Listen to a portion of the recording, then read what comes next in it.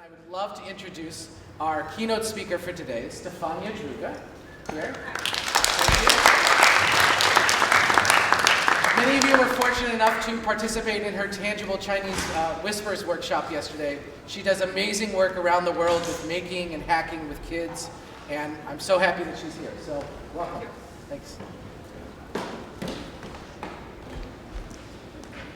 Good morning. How are you doing?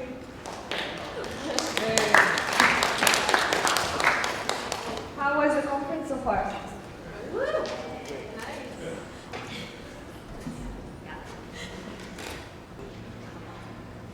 So, my name is Stefania, and I come from Romania, Transylvania. How many of you know where Romania is?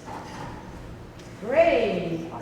So, Romania is in Eastern Europe, and Transylvania is in the middle of Romania. And I'm going to tell you a bit about my story of making with and for kids, designing and playing with kids around the world. My Twitter handle is that one. If you have questions as I'm talking, or if you want to stay in touch afterwards, please don't hesitate to tweet to me. It's a bit long, so that's why I put it there. It's my whole name. So I'm going to jump right in. Maybe we just do this. I'm going to jump right in and tell you about Hackidemia. So Hackidemia is my organization that I co-founded with friends 3 years ago. It comes from hacking, kids, and academia. I'm sure you heard about hackers, and usually it's a term that is associated with people breaking into accounts or doing bad things with code. But actually, the initial hackers were people that worked on the internet, as we know it today, and the web. And there were people that liked to reverse engineer. People that were, this is what we have, and we need to create a solution. How can we create a solution with what we have? How can we modify what we use to serve best our needs? And I think that's intrinsically different from making, because making is always like creating new things. But what if you don't have access to resources to create new things, and you need to work with what you have? Then you need to hack. You need to reverse engineer. So that's why we call it Hackidemia, because it's hacking academia with kids. Because we want to change the way kids learn and involve them in the process of designing and learning resources. So this is what we do. We design hands-on workshops and projects for maker education. And our mission is to empower kids to become creators and not consumers. And I know there is a big focus on STEM education. However, for us, it's important to have art and design together with science and technology. What is our reach? Just 1 second, this should be this. Since 2012, when we started this is actually out of date. Since 2012, we worked with kids in 40 countries around the world. And the way we do it is that we train local teams of students, parents, teachers that want to organize these hands-on workshops. So once we are gone, once we leave the country, they can continue to do these workshops. So what is Hackidemia? Hackidemia is an organization, like I told you, it enables kids to learn by playing and by doing, but there are 3 major values that we have. One is curiosity, the second one is play, and the third one is empathy. We want to get kids engaged with science, with art and design, enable them to contribute and make things, hack things, create things with their hands, but the most important thing is to bring the spark.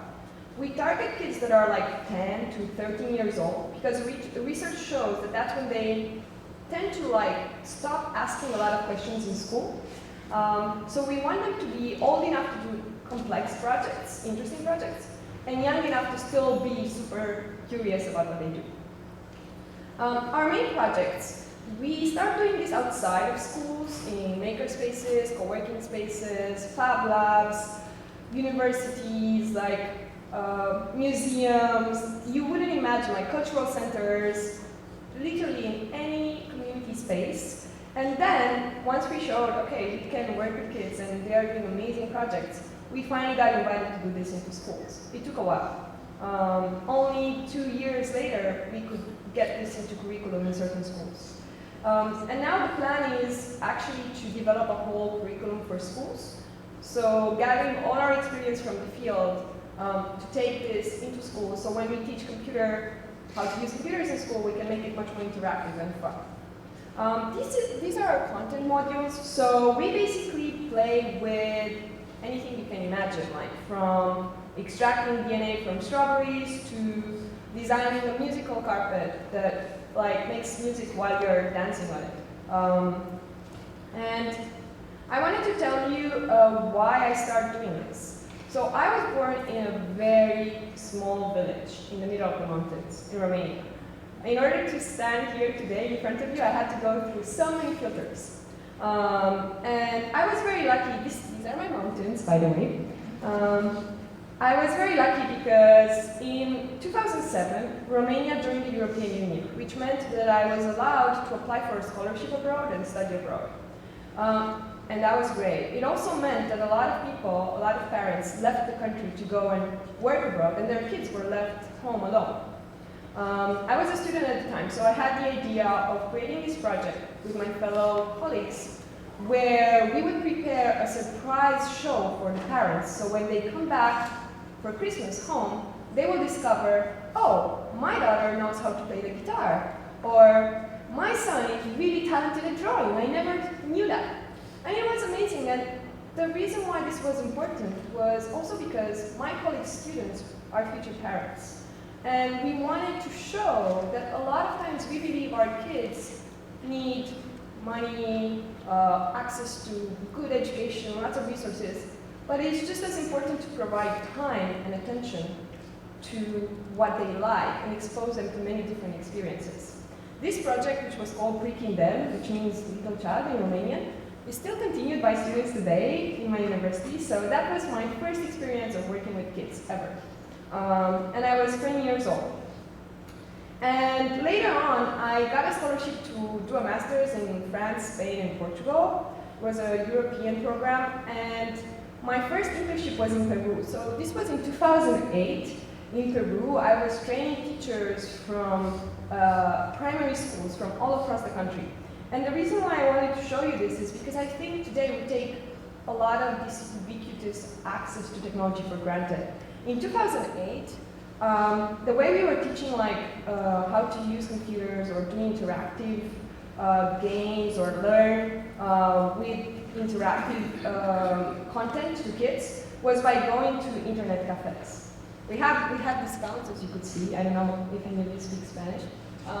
But it was really interesting because these kids were 7 years old, and they were learning how to use the keyboard on a blackboard. So the keyboard was drawn in 2008 on a blackboard, and then they had to remember what they need to do and go to the internet cafe, have limited time, and they would switch and have to use what they just learned. For me, that was fascinating. The fact that we take this for granted, and it's so hard to have this access in other parts of the world.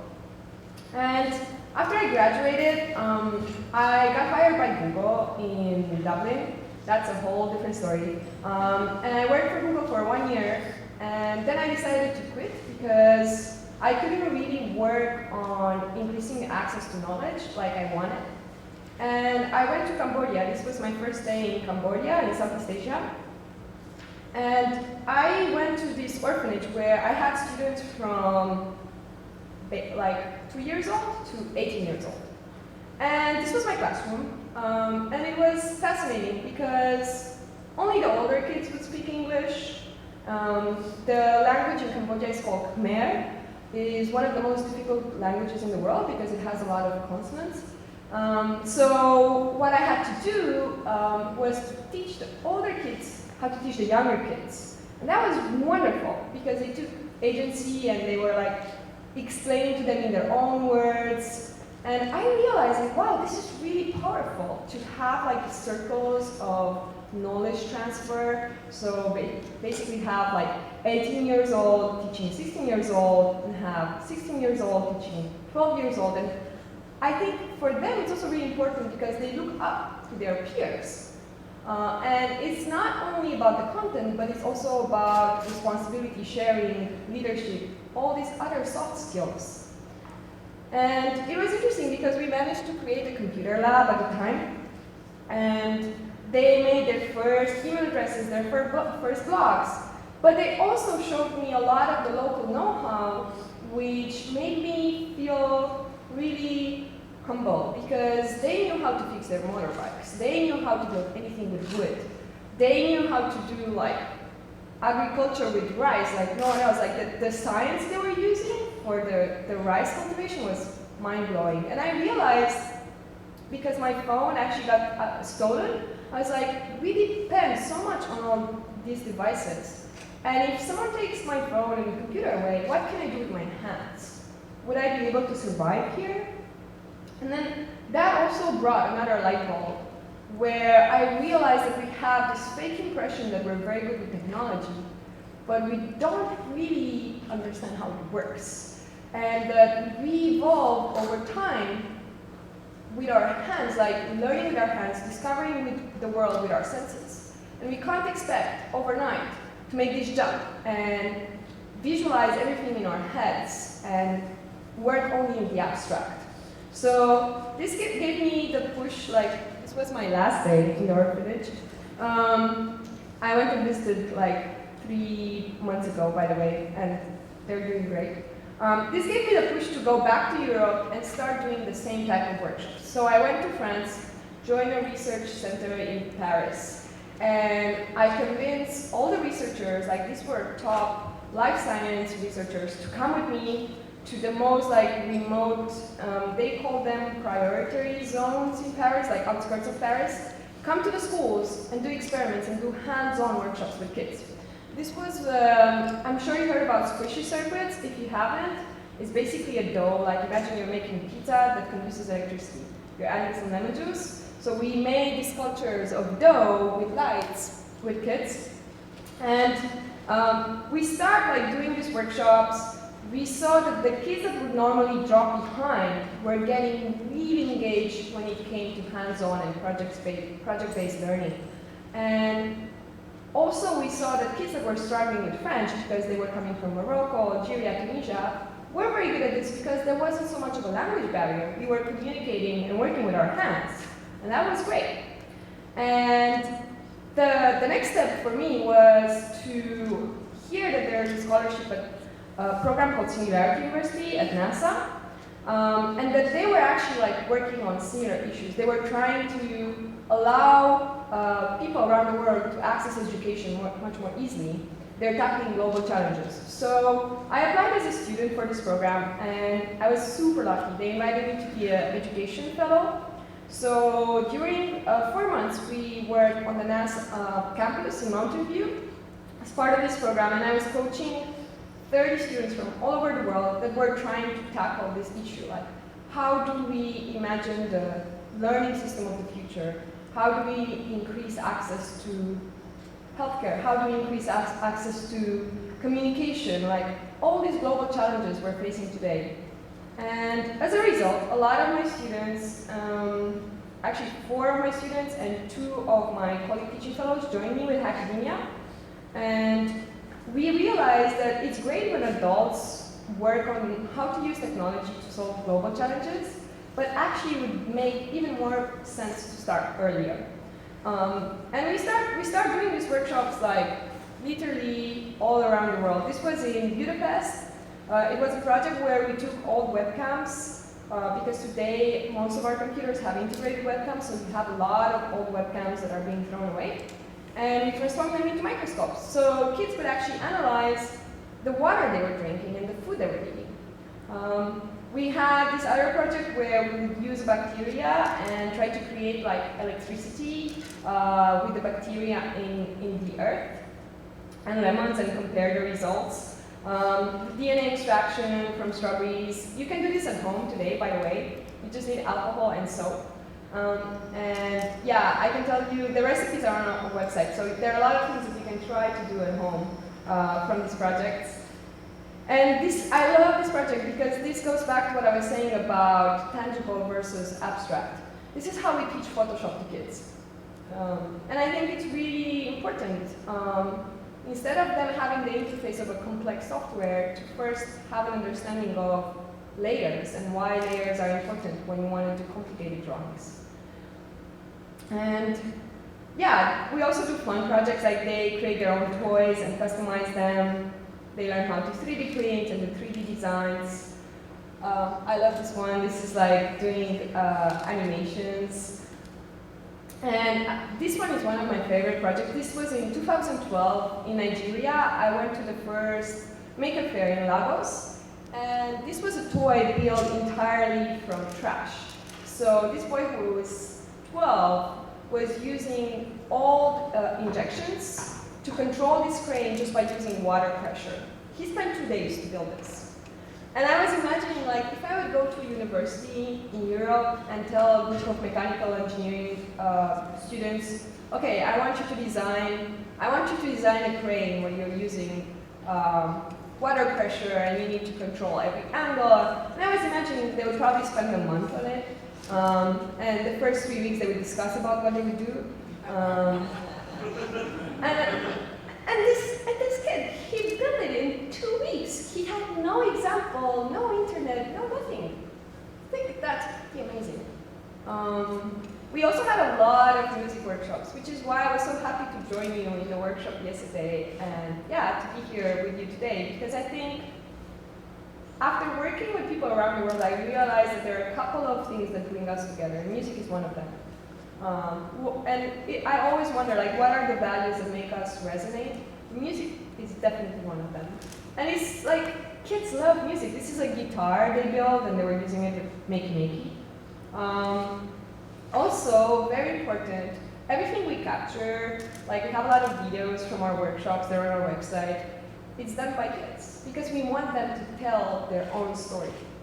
So maybe they will film and capture things that I never thought of. And having this media literacy, like education of how stories can be told in many different ways, and choosing what they want to tell, I think that's just as important.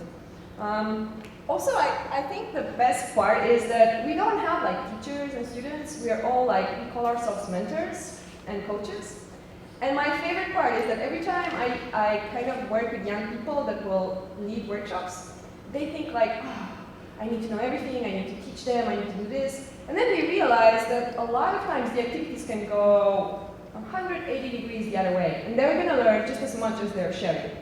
And everyone gets like involved and everyone is learning. And I think that's really important. And also, it becomes quite chaotic and messy, and I think that's important. Like, I wouldn't like to work in a lab where everything is perfect, super clean, and I feel I can't touch or do anything. So having this creative chaos is crucial. The best part is involving the parents. So when I started this, I was kind of afraid of tiger moms and helicopter parents, I have to admit. And I thought, okay, we want to give kids a voice, we want to give them agency, we want them to choose what they want to do. And I don't want parents to dictate to them. But then I realized, but wait a second, like when the kids go home, they're still gonna work with their parents, and if their parents don't support what they do, it doesn't work. So actually, I'm gonna tell you a secret. I mean, it's filmed now, but the most important part of our work is how we interface with the parents. And we say it's for kids, but actually it's subliminal education for the whole family. Parents, grandparents, uncles, everyone who comes to our workshops. And we have a lot of ways of attracting them because we don't want parents to come and just drop their kids and go somewhere else. So we offer coffee, we have a parents table, we have people who are dedicated in each workshop to welcome the parents and engage parents. We give them recipes that they can do at home. And this experience has proven to be crucial because a lot of these parents have taken the workshops, have taken our projects, and convinced their schools to integrate it. And also because there is a part of emotional intelligence, like at the end of each day of workshops, the kids perform, they show what they built, and they present in front of everyone. Because performance has a very important role in learning. And I noticed like, for them, the most important thing is to have their parents there when they're presenting and see that their parents are proud of them. Like, it's really, really important. Another thing that is great is that the participants become mentors over time. So this is a picture also from Budapest where in the corner we have the teacher, and then these were students who, for the first time in their life, learned how to program. They were building a air monitoring station with Arduino, so they had like sensors that measure air pollution. And our mentors prepared some code, and then this young boy who never coded before changed the code and started explaining to everyone how he did it. And I think like that's the vision long term, that everyone will become a mentor and a student at the same time. I also really like that we kind of break barriers in terms of imagining what's possible and what's not. This was a girl who's 6 years old, this was in Berlin, and she's soldering. In no normal school, we would allow her to go anywhere near a soldering iron, right? And I love asking this question. I mean, in the room we don't have so many parents, I think, but if there are parents in the room, I would be curious, how many of you would allow your kids to solder at 6?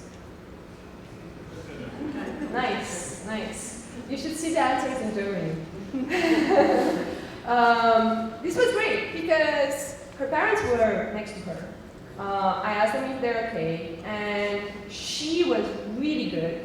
She wanted to do this sound to light badge, so it was a badge that had a microphone and LEDs, so the LEDs would light up when we spoke. And she spent 2.5 hours soldering. Like, she was in the zone, we couldn't stop her. I was asking, do you want some water? Do you want to take a break? No. 2 days later, her father calls me, where can I buy a soldering iron? And I love to tell this story because I think it's so important not to project the limits that were projected on us when we were part of an educational system on our kids. Who decides when are we allowed to learn what? And how? Right? And by the way, I'm doing this because I wish I had this when I was 6. And I wanted to share a couple of lessons from my experience of working with kids. Kids love to play together, of course, and not like being in a group, different ages. It makes a lot of sense to allow people of different ages to learn together. They love to customize their learning environment. This is an image from Japan. 2 summers ago, I ran a camp in Japan called Gakko on Shōdōshin Island, and we were in this abandoned kindergarten that we transformed into a creative space. And it was amazing to see. I love this image. These were like Japanese high school students, and they thought, we want everyone to feel they're part of this space, but not everyone is good at drawing. How can we make everyone be part of the space? Oh, we know, we're going to paint our hands and put all our hands on the walls, and I guess everyone can participate. And also what was cool is that they made so many different designs for the space, and after they spent 2 days building the space where they were going to learn, they didn't want to leave that space. That space was theirs. And I think taking like this kind of ownership and making a space where we feel comfortable, where there is an energy, a creative energy, is so important. Because a lot of times when we go to schools and do workshops in schools, even if our workshops are cool, there's this whole inertia, cultural inertia that comes with that space, and we can't change that. So yeah, they love to customize their environment. And to add to that, we've done many camps afterwards. This was a camp in Berlin last summer where we transformed shipping containers into like invention labs. This summer I did one in China. And yeah, another thing is that kids learn everywhere. We've done workshops in hospitals for kids. This was in Dallas. And it was actually with kids that had cancer. And it was so important and interesting to see like what happens when they understand much more about their disease, and also what happens when we give them something to be occupied with. This is the most important one. We should take kids seriously. Like, kids want to solve real problems. They want to know, why am I learning this? Like, how is this relevant? Can this help my pet, or can this help like my family? Is this important for my community? This was a project for sign language, so they made these gloves where kids like with disabilities could sign with their hands and then track the signing, or have like LEDs on their hands so they can sign in the dark. And This was the one that I told you about monitoring air pollution. We had these balloons that would go in the sky, and the balloon will change color based on the level of CO2 in the air. And we did this in China because I think it's really relevant to do this there.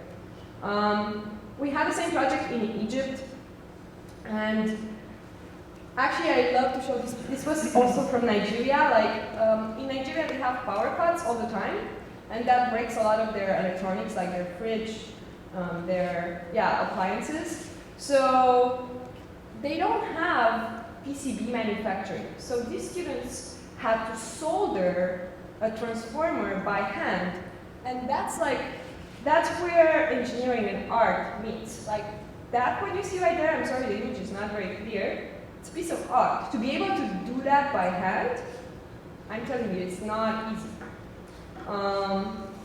And I guess you can imagine how proud this kid was when he was like, oh, look, our fridge is not going to break down anymore, and I built this. Kids see things that we cannot see. Does anyone know who this person is, the older person with glasses? It's Bin Cerf. So he's one of the fathers of internet. And we had a competition for startup ideas in Berlin, and he was one of the members of the jury. And I wrote to him and I said, I would really like to have kids in the jury for this competition. And he accepted. So we had like kids from Hackidemia joining Bin Cerf, one of the fathers of the technology that all of us are using today, judging together which startup idea is the most promising. And I think the fact that being who he is, he was interested and humble enough to do this tells a lot. I wanted to share also some of our experiences of working with teachers, because I know some of you are teachers. This was in Sao Paulo in Brazil. And I had this training for all these teachers. We had 1 week of showing them how we do all the workshops, actually making the workshops with them. And then we went to do workshops in favelas. I'm sure you heard about favelas in Brazil. And also, you know, they had the World Cup. So basically what happened before the World Cup is that all of these favelas had to be pacified. Pacifying favelas means that you have people with guns at every corner. Which means that kids live in a very, very, very stressful environment because we want to have World Cup there. And basically when we went to schools, like we had with all these teachers, and I felt really bad because it was their first experience trying to do this workshop in schools. They would like throw away the tools, start screaming, start running around. There was no social norm whatsoever. And as an educator, being in that situation is really hard. Like, what are you going to do? Like, nothing that you know applies. So what I did is that I took out my computer and I showed them a video of kids in Nigeria using exactly the same tools, building things. And at that moment, they calmed down. They finally got it, like, look, it sucks we're in this situation, and it's really unfortunate.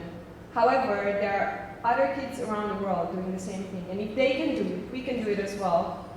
These were my students in Brazil, like looking at the computer, and then they were, okay, give us the tools, we want to do the same thing, and film us, and show to other kids what we did.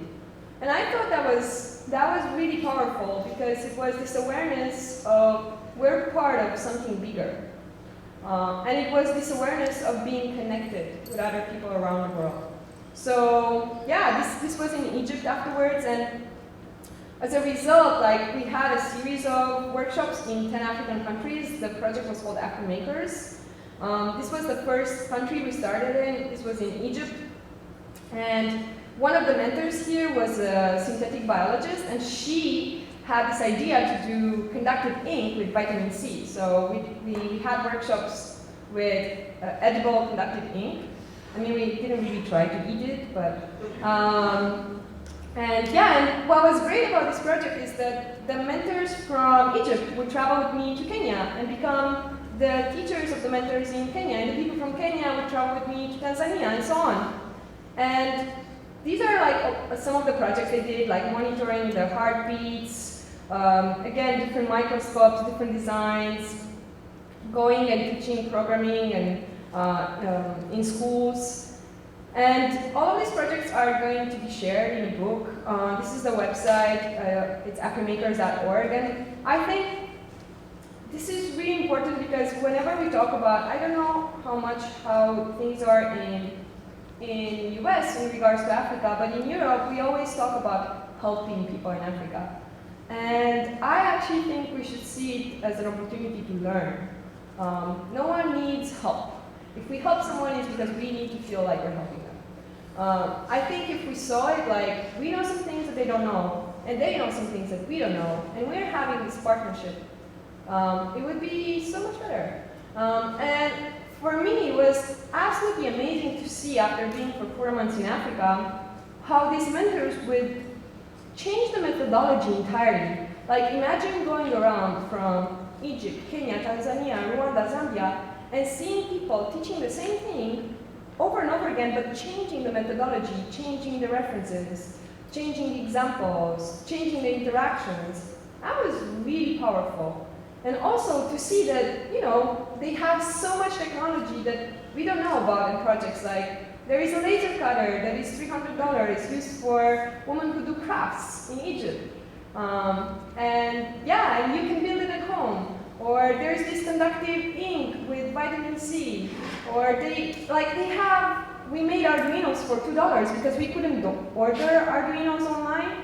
So we had to go to local electronics market and find a chip and put it on a breadboard. And I was like, oh, so we can do Arduinos for $2, then why buy them for more? And yeah, and I learned, I think this was one of the experiences in my life where I learned the most. And also to see that the communities at the heart of a lot of these countries, which is something we kind of disconnected from in the Western world. So yeah, another lesson was that kids don't discriminate.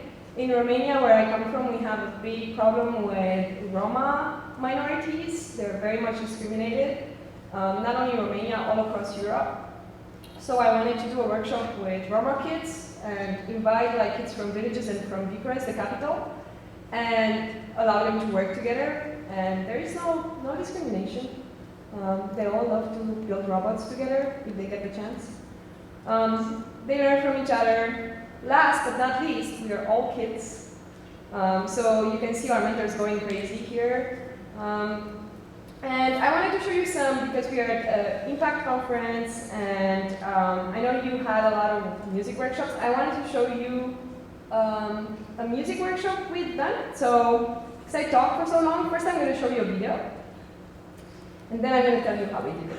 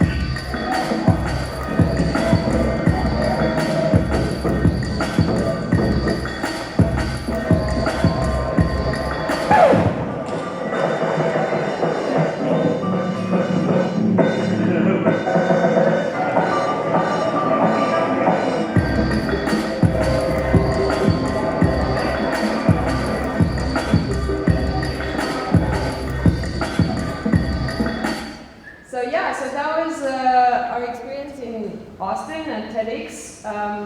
The best part of this is that we had a week with the students to prepare this interactive musical room.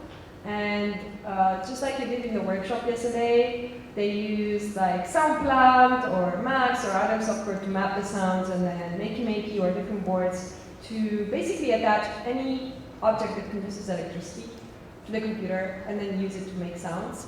But I loved how they explored like so many different materials, and also how so many people could actually afterwards use their creation. And I wanted to show you another example, which is not from our project, but I think it also shows how these kind of workshops can be used to integrate local traditions and things that people care about in different cultures. So this is called Makey a Weave.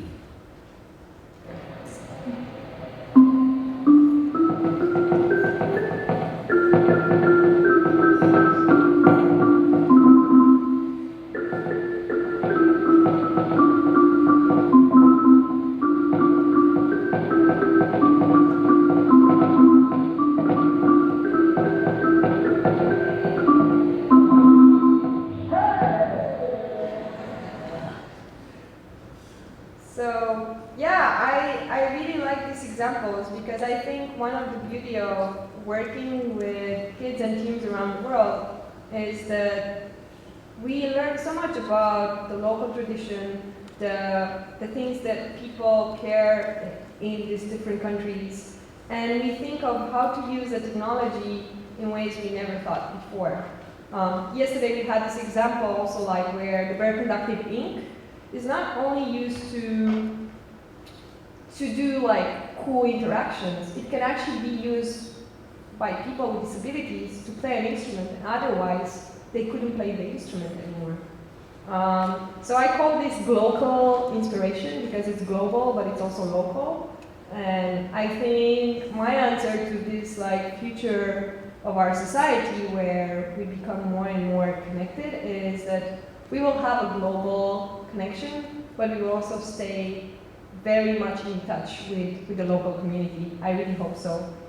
And yeah, to wrap up, I actually don't even know how I'm doing on time, but you're right on time.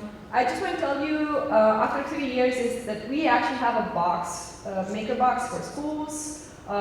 We tried to put inside everything you would need to do like 30 projects, plus the instructions for these projects, just to get you started. You can get it online. We do these camps, so everything we do is open source, by the way. You can find it on our website and the internet. If you want to do a camp in your part of the world, let me know. I can share with you all the plans, the curriculum, the things we've done. And yeah, I know this was a bit long, but I hope it kind of gave you a glimpse of what our experience of working with kids was so far, and I hope it inspired you to help us give them a voice and give them more agency and enable them to build the future. Thank you very much.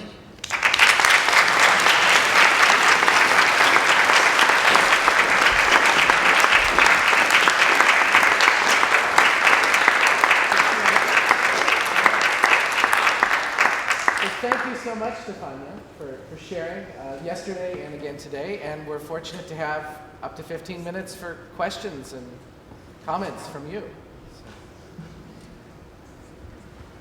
Are there any questions? This is the painful moment. Have you had coffee? Yeah. Sunny. What do you do when a project is over with the kids? Is there something they can take away from all of it at the end so that they can perhaps go to a website that would have more information so they could carry on the existing information that they've learned to do something new and innovate themselves? Yes. So the question was, what do we do after the workshops are done? Are there resources online where they could find out more projects and continue to do those at home, right? The goal of training local teams of mentors is to have these workshops as regularly as possible, like every 2 weeks, every week, every month. It really depends because the situation and possibilities are different in Ghana than in Germany. everything, like the only condition to start a local Hackidemia chapter, anyone can do it, is to share the projects with the rest of the chapters, to have a transparent budget, because we work with kids, so we don't want people to abuse this. And the next step, that's why we created that kit for schools, is to actually incorporate all these projects that were shared, curate them into pedagogical content where you don't only have instructions of how to build it, but you actually learn about the concepts behind the project and share that and integrate that in schools. So that's why our kit for schools comes with 30 pedagogical modules that could be done during the whole year. And if schools don't want to take that, parents can take it at home as well. And yeah, and we try to make it extremely affordable. Yeah. I think this is so amazing, and I thank you for being here. And I was wondering, have you ever incorporated maybe the other end of the spectrum? You're working with kids in a local environment, but what about like older people, maybe their grandparents, or just people that are older in the neighborhood that might not necessarily know about technology, but have a great understanding of hands-on how to fix things? I love you for asking this question. Thank you very much for the question and the feedback. The question was if we ever looked at the other end of the spectrum and thought about working also with elders and taking advantage of all their experience with hands-on. We did, and we're doing it. And I think elders and kids have a lot in common. And I think it would be also very important for elders. So I was in China for 3 weeks before coming to New York. And it's very interesting. In China, elders don't have pension. Which for me was shocking. And we had in our camp, like we were very conscious about taking our camp participants to meet the elders and do a project with elders. And to that, in order to do that, we worked with a designer called Li from Hong Kong. And she's an amazing work with elders, and I'm very much inspired by it. She did a study in Tsinghua University, the most known university in China, where all the professors who are now 19, 180 live on the campus. So you have 70 professors living on the campus, and she showed they're extremely creative and extremely good at building things, making things, and that it makes sense to still involve them in participatory design. So yeah, absolutely. And we discussed a lot about ageism, because unfortunately, there is a lot of focus on younger people. So as much as we can, we try to involve them. And I think in the future we might do a special program just for that. Yeah.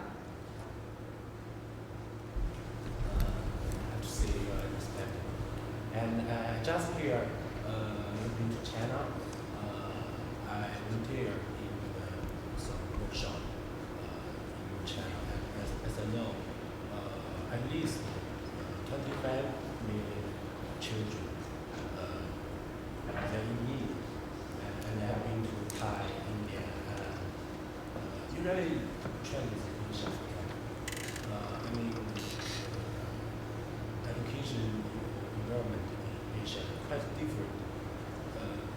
So I think maybe we try some more basic way to different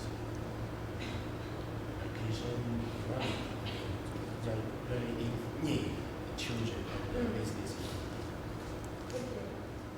So the question was about China, that there are 25 million kids that are in need for education, is that correct?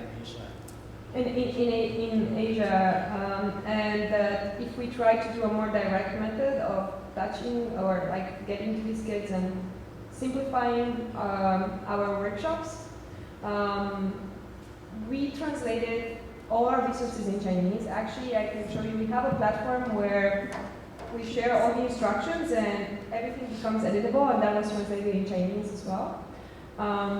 I think in general, the reason why we train local mentors from China, young people like you, is because you know how to adapt this to what works in your culture and what's relevant for these kids.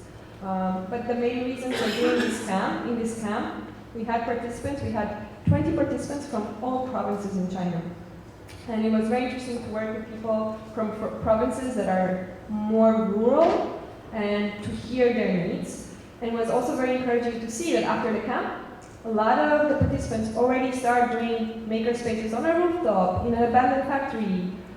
Some of the participants had their own schools, like they created private schools. And I know that education is a big focus and topic in China. And I think as technology is moving forward, for example, I have WeChat and I talk with a lot of my Chinese friends because we can translate. But that's going to become more and more easier. So I think that will help a lot to break a lot of barriers. And yeah, if you want to get involved, I'll put you in touch with the people doing this in China and share all the resources in Chinese with you. Yeah. So I'm curious if in your interactions you've seen or observed anything that might generalize past kind of like the golden age of like the expanded to 8 to 13 in things that might work with a slightly older crowd in like the 13 to 18, kind of that like tough teenage gap. Just because it's like in that space of, what was it, like Picasso who said like, every child is an artist, the trouble is remaining one as an adult. So I'm curious if there's anything that might kind of like help bridge that gap between the curiosity of adolescence and kind of like the inhibition of adulthood. Yeah, I think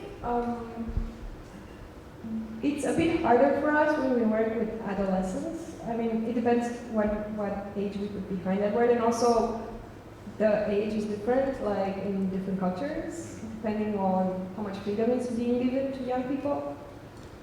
So I would definitely say that what we define as an adolescent in Europe is different from Asia and different from Africa.